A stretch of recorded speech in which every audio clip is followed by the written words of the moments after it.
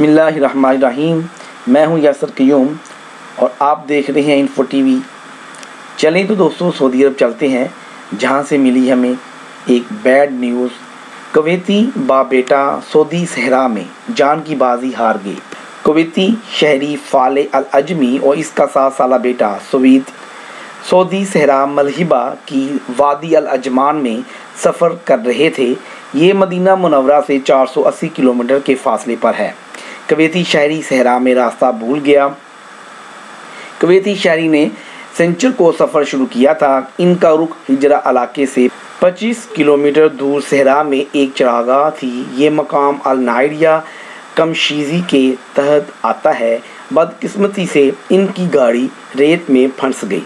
گاڑی کو ریت سے نکالنے کی کوشش کامیاب نہ ہو سکی۔ کویتی شہری نے ہجرت المغتی پیدل جانے کا فیصلہ کیا اور بیٹا گاڑی میں اس کا انتظار کرنے لگا۔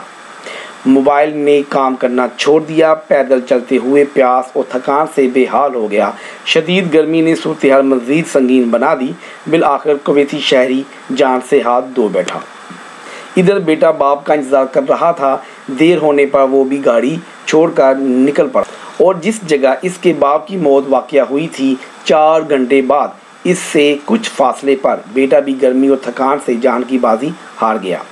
واضح رہے ملیحہ شہر میں جس دن واقعہ پیش آیا، دن کے وقت درجہ حرارت 46 سینٹی گریڈ تھا۔ سعودی عرب کے اسیر ریجن میں سرحدی محافظوں نے 100 کلوگرام حشیش سمگل کرنے کی کوشش ناکام بنا دی۔ سرحدی محافظوں نے بتایا کہ 4 سمگلرز کا تعلق 2 کا ایتھوپیا اور 2 کا یمن سے پایا گیا ہے۔ تمام سمگلرز کو ابتدائی قانونی کارروائی مکمل کر کے متعلقہ ادارے کے حوالے کر دیا گیا ہے۔ ضبط شدہ حشیش بھی متعلقہ ادارے کے حوالے کر دی گئی ہے۔ خود کو اپ ڈیٹ رکھیے، ہمارا چینل سبسکرائب کیجیے۔ ہمیں دیں اجازت، نیکسٹ ویڈیو میں پھر ملیں گے۔ خدا حافظ۔